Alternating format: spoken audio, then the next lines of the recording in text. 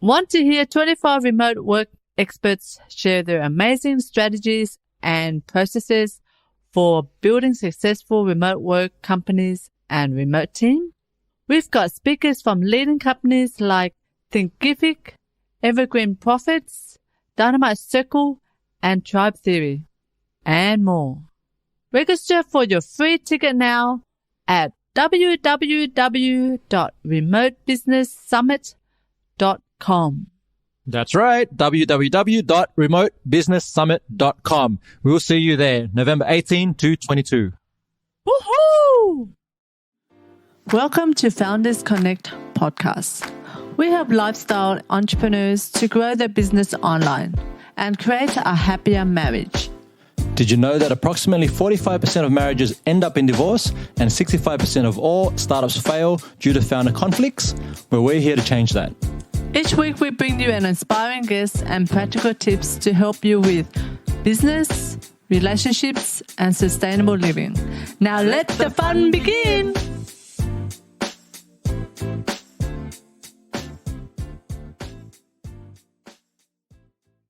Hi, I'm Cindy Pham. And I'm Anthony Chansamuth. And we're from Founders Connect. Today I have with me a very, very cool guy by the name of Robert Gelb, who is the CEO of HeySummit.com, which is actually a beautiful virtual summit platform that we're actually using for our upcoming Remote Business Summit. He's also a founder and CEO of, is it Kindaba? Is that how you say it? That's right. Beautiful. Okay, awesome, Rob. And that's a platform to communicate, organize, and make memories with other members of your family. So we're going to get into the background behind both platforms and your journey as an entrepreneur. Now, I love that you're passionate about leadership, accountability, distributed team cultures, and tech, cool ideas. And I like this part on your Twitter profile, which says, cheerleading awesome people. You definitely look like a cheerleader. So that's what resonates. So welcome to the podcast, Rob. Yeah, no, thanks very much for having me. So let's talk about you've got two different businesses and platforms that you're working on. So why don't you just take us back to maybe how you started with Kindaba, and then we'll get into HeySummit in a moment. Sure. Happy to. In terms of Kindaba, I mean, it's more of a side project, just to let you know. Sure. But it all started back in 2015. I had been working at a company, at a university, and my family was all over the world. Quite a few of us live everywhere that you could think of, from East Coast, West Coast of the US, South Africa, India, China, all over the place. And we were having a problem because we were pretty privacy conscious and we didn't want to use Facebook to share pictures of the baby in the bathtub. And so it really kind of started as a personal need.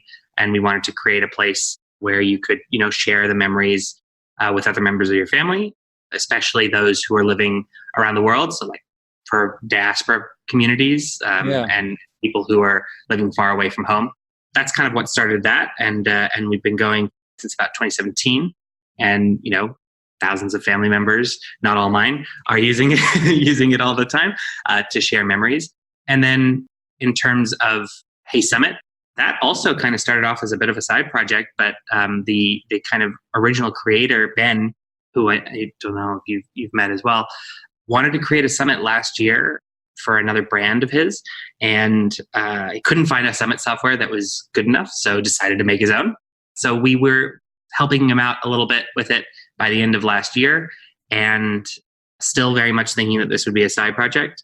But then we decided to go on AppSumo, which is a early deal site, basically to offer it up and see if people would use it for this niche that we thought might be out there. And people did. And it was far more successful than we ever thought. And that's kind of propelled us into expanding it a lot quicker than we thought. And it's turned into a full-time business. That's incredible. I read I think you posted somewhere around just that experience with AppSumo, because a lot of obviously SaaS platforms and people who are launching a validation process use it as a way to see, well, is there a market for it? Can we generate sales, with the platform? And what feedback can we get from the users to really improve the product? And so when you say, you did well with the test, what were you looking for in terms of results from that launch? And then what did you learn as the follow on from that process? Well, I mean, obviously any test or any experiment that you run as a business should be tied to revenue if at all possible. And so we had an idea that this might be really interesting for a select few people. And AppSumo is pretty well known for finding interesting companies that are on the earlier side of their development lifetime, but at the same time, offering some hidden gems. And the audience that AppSumo speaks to is the audience that we wanted to reach out to. So we thought, let's try this out. Let's see if it works. If it brings in a little bit of money, that's great. We could use that to expand the platform and make it a little bit better. But we ended up doing about 6 times as well as we thought, which from a monetary perspective is quite, significant. And I know that AppSumo has been very happy with our performance as well.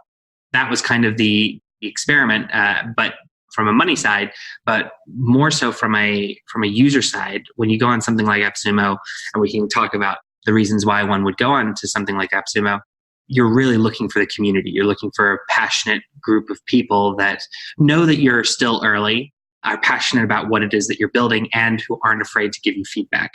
And luckily, we have that in spades with our kind of AppSumo cohort. So it's not only helping us from a monetary perspective in terms of getting the business going, but you have a group of people that are your harshest critics but strongest supporters. And that is the thing that every kind of startup and every early stage business, especially a SaaS business, really wants to have. Amazing. And when you came on board to work with Ben on the project, were you already coming in as a CEO, or were you in a different capacity and then you became the CEO afterwards? How did that work? No, so it was brought in to run the company. The plan was, I'm a consultant. I consult on a lot of other kind of companies. Was running Kindaba as well.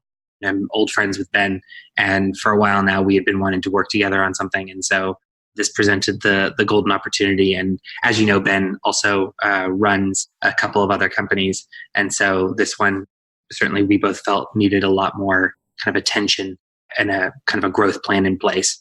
So that was kind of the background. Awesome. And what has been in your career, like we haven't gone back to like when you're at uni and all sort of things like that, and that's okay. I'm curious about just in terms of your journey so far, what do you feel has been maybe perhaps the most courageous decision you've made professionally? I'm always hesitant to say anything that I do is courageous. I think maybe risky, if I'm going to say that. Risky but rewarding was, so right after university, I had a choice to make. I could go and work for a consulting firm. I could go and try and join a company. I could go to business school, a whole bunch of different options. And I both didn't really know what I wanted to do aside from wanting to build something myself. And I knew that I was too immature for business school. I hadn't had any kind of business experience yet. So what I decided to do, this was back in 2011. So I decided to create my own project, we set it up as a nonprofit. It was a year-long project going around the US in a converted school bus, making documentary films about people who were doing inspiring things in their communities, but who weren't getting a lot of recognition for it. Wow. And the reason why I wanted to do it is, one, I've always wanted to live in a school bus. 2, I've really been interested in documentary filmmaking in a particular style and letting people tell their own story. But then 3, I wanted to construct a project that would be incredibly difficult, but that would have KPIs, that would have things that were arbitrarily set, that we could, goals that we could set and see if we could make them. And so we did that and had to raise about $150,000 for it. I had to learn about how to set up a nonprofit, how to learn how to drive a school bus. I had to learn how to, in a sense, hire people. 3 of the people on the bus, we knew each other, and 2 didn't know anybody. So you're learning about how to make sure that you're picking the right candidates, but also that people are supported along the way, because it's a very stressful environment, living with 4 other people in a 9-foot by 40-foot space, living, working, eating, all that kind of stuff. And so it taught me a huge amount about logistics, about planning, about budgeting, about pitching. And I have to say, that was something that when I was first starting out, people were thinking, oh, this is a bit weird. But for me, it really was kind of my business school through practice. And I have to say that has set me up super, super well to not only take those lessons and put them into money-making, companies, but also just the way that I structure myself, work with people, have expectations, manage people. So that was, I think, one of the riskiest but rewarding decisions that I took early on, and I'm most proud of. That's incredible. Good on you. Like I haven't been in a school bus. That's something that my wife and I have spoken about. But when I was living in Toronto many years ago, I jumped in an RV, kind of like a motorhome type thing. And with 5 strangers, and we drove from Toronto to Vancouver. And then I hitchhiked from Vancouver to Portland, I think. Anyway, it was a really interesting experience. And you're right, like living in close quarters with different type of people and personalities, that's quite a challenge in its own. And to then build a business on top of that is really incredible. For people listening to this and they're like, wow, okay, I didn't even know you could even do that. Like that's probably not your typical MBA journey or experience. So how did you learn about, you mentioned pitching and raising funds, and how did you go about actually, and it's also that you did as a nonprofit, which was really interesting for me. So how did you learn those skills? Did you have mentors? Did you read things? Where did you work out how to do those things? You are listening to the Founders Connect podcast, helping lifestyle entrepreneurs to grow their business online and create a happier marriage. Now back to the show. Sure. So it was a mixture of things. Obviously, there are quite a few people that I talked to, that I tried to learn from. And as with anybody who's either starting a business or starting a project, the first idea that you have needs to be conducted as an experiment, and it is going to be the most inefficient experiment that you ever run. So the quickest way to learn fast is by failing fast. You have a hypothesis, you quickly test it. It doesn't work. You make corrections. You keep going. And I found that to be the best kind of approach. So heck, I was thinking at the beginning, we were thinking, all right, so we need $150,000. Let's break that down into how many $100 donations we might be able to get. And now let's write to all the banks in the area, all the, Rotary clubs in the area, those people. So spent 2 weeks crafting the perfect letter and printing it out and finding all these addresses, and it didn't work. None of it worked. So we were thinking, all right, well, what else can we do? Maybe we go out after larger brands. Maybe there are certain costs that actually we don't need to pay for if we get a sponsor that gives us the thing that they're going to do. So we got someone to sponsor our telecommunications costs, so our cell phone costs, and then another sponsor to sponsor the conversion of the bus, which was a big amount. Another one to sponsor our food. Another one for the camera equipment and things like that. And so we slowly kind of learned how to articulate the ask so that it would be appropriate for the potential sponsor. And in that case, you're not asking for $100. You're asking for a lot more, and you're also delivering them certain assurances or expectations in terms of coverage and outreach. And it was tough. And the nature of the project itself, it was a very hard thing to raise funds for, because we wanted to do all the lower 48 states. So if we were just going to be sticking in, the Philadelphia area for the whole year, we would be building up a following, a group of people that were watching us in that area. We could then go to the local sponsors, and they'd be assured that they were going to have a lot of exposure. Whereas if you're saying, oh no, next week we're going to be in Alabama, and then we're going to be in Texas and all that kind of stuff, it's hard, because in the US, as you know, everything's so big. Yes. So even if you're a major bank, you might not have any presence in 30 states. So it's a tough kind of thing to go on. But the quickest way that I would suggest anybody who's interested in trying to get started is talk to people. Definitely talk to people. Surround yourself with mentors, but also don't be afraid to disagree with those mentors, and don't be afraid to move on and move forward, because the person who's making the key decisions is you. They aren't your mentors. They aren't these people that are offering you advice. Advice is free. Advice is really easy. Advice is cheap. But kind of you also have to have a sense of confidence, sense of self-confidence that you are going to do something, you're going to try something, and you're going to either learn from it, or it's going to succeed. I see a lot of people who somewhat have this paralysis of saying, oh yeah, I'm really excited to get started, but I just need this one more piece of information. I just need this one more piece of knowledge. You're never going to get that complete awareness, that complete confidence. Just start doing it. And when you fail, that's a good thing. That's you learning. So make sure that when you fail, it's about very small things so that you can course correct. Yeah. That's that's fantastic. That's amazing. Thanks, Rob. All right, let's jump into the summit. And what does the remote work revolution mean for you specifically and in your experience? I think whether it's with HeySummit or with Kendaba, I've always just considered it work, right? And it's interesting that from my perspective as someone who hires people, I want the best person for the job. I want the best person who's able to do the job. What doesn't matter to me is being able to watch you from your desk, right? Doing your job. And I speak with a lot of people who are more traditional employers, and they're kind of flabbergasted about that. And they're saying, well, how do you know if someone's doing the work? And I said, well, is the work done? Some of these basic things. And so for me, the remote working revolution makes perfect sense, but it's just the way that I've always done business. And it relies on things that I think people assume are there in normal kind of employee relationships, but surprisingly isn't. And that's trust, and trust that you are hiring and you are working with an adult, trust that flexibility is respected either way, and just trust that people are interested in doing good work. And I think that obviously there are challenges when it comes to employing people remotely, just because of time zones, because of family situations, because I've just arrived to the hotel and there's no Wi-Fi, so I can't get on for our call. But the benefits of that from an employer's perspective are often never really discussed, at least when I'm talking to other people who hire folks. Flexibility yields a much more dedicated, staff member, team member. And oftentimes the challenge that we have is encouraging people not to work versus asking where they've been.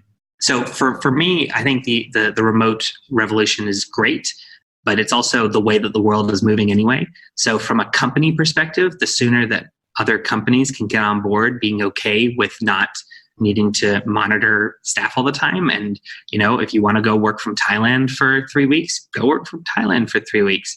If we can make changes as companies to attract, remote team members, but remembering that they are, just because they're remote team members doesn't mean that they're not full team members.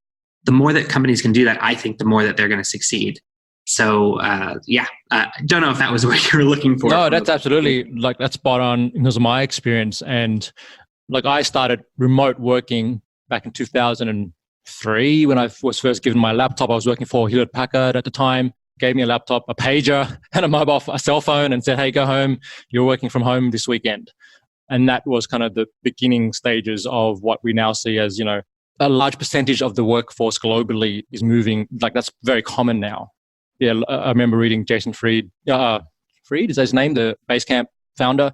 So their books they put out on remote work, and they talked about some of these things that you mentioned as well, and how there's a lot of assumptions about if the person is working sitting next to you in the same room that they're working, and they're as productive or more productive than if they were remote. And that's been proven many times to be false. It comes back to mentality around managing people versus leading people and all these other things we'll talk about, I'm sure.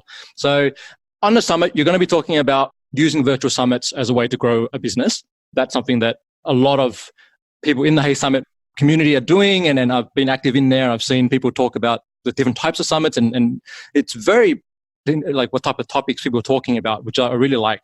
And I remember when we first had the first time we had a conversation, everything from people who are driving around the country in caravans and things versus nomads. And then you've got health and wellness people, and you've got all kinds of different, very diverse types of experiences, and they're all running summits. So why do you feel it's an important time now for this idea of a virtual summit? Why is this coming up now? We're in 2019, but what do you think moving into 2020? Why is it an important time for people to learn about it? It's a good question. So I think, virtual summits are kind of the latest buzzword in a way. And obviously, humbly, we think it's a little bit more than a buzzword, but there are a lot of, first off, benefits of why virtual summits may make sense for you. They might not, to be honest, but they may. But to your kind of the latter point of your question first, why is this the right time? I think that you're seeing a convergence of a few things. You're seeing, a lot more people that are willing to engage in virtual events than you used to. There's, virtual conferences, virtual XYZ was always kind of parodied a few years ago. So that's starting to change. I think just because so much training is now delivered online, That's been a huge plus. If you're going to an event online and still getting your personal or professional development credits for that, it becomes a serious thing and something that you need to take seriously. So there is this kind of understanding that the online world is full of not only interesting facts and interesting information, but a way for you to learn in an organized way. So I think that's the first thing. The second thing, I think the technology has just gotten better. The fact that you have players like Zoom, like Big Marker and others, you're seeing, far more technological stability when it comes to video calls. The infrastructure is just much better. And so, you are speaking from, I'm not sure where, but it could be your home office or your house. I'm speaking from an office. I'm not plugged into the Ethernet, and yet we're having a conversation. Whereas even just a few years ago, I remember when I was working at a university back in 2013, we were trying to do video interviews with alumni all around the world. And half the time they didn't work just because Skype was playing up or their connection wasn't good, and that kind of stuff doesn't happen before. So I think from a technological perspective, it's increased as well.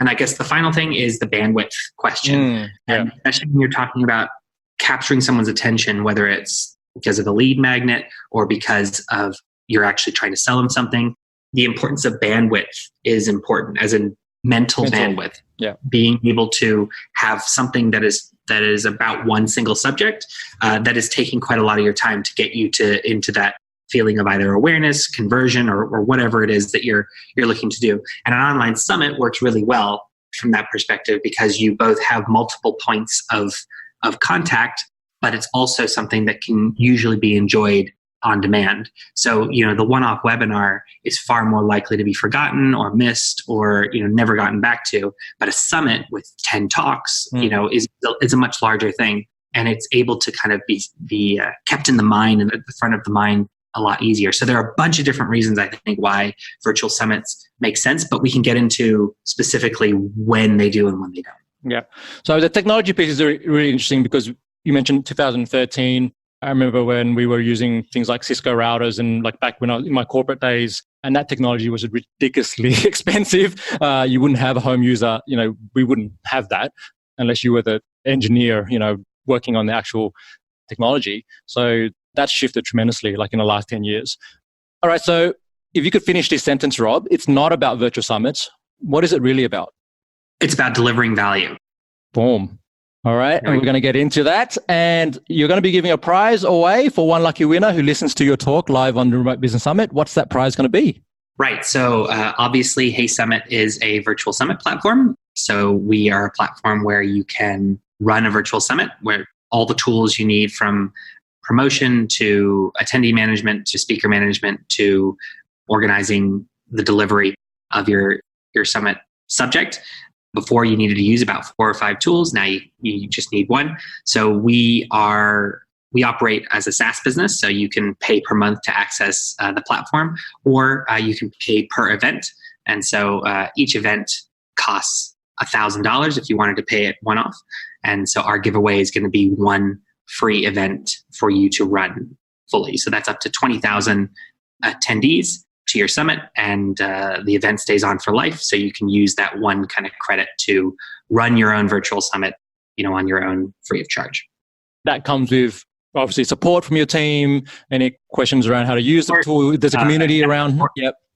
Custom branding. If you wanted to run your own custom payment processor, you want to sell your tickets, all that kind of stuff is included. Amazing. So, awesome. Yeah. All right. Well, there you go. One lucky winner will get that chance. So make sure you head over to remotebusinesssummit.com, register for your free ticket before the free ticket time limit expires, and that will expire at some point. And then you can join myself, Rob, and 25 other experts, all talking about remote business and remote work and why it's really important right now to understand how it's all happening right now. So thanks, Rob, for joining us today, and we will see you on the summit. Thank you. Alrighty. Thanks for tuning in, and remember to live passionately, purposefully, and confidently. Till next time.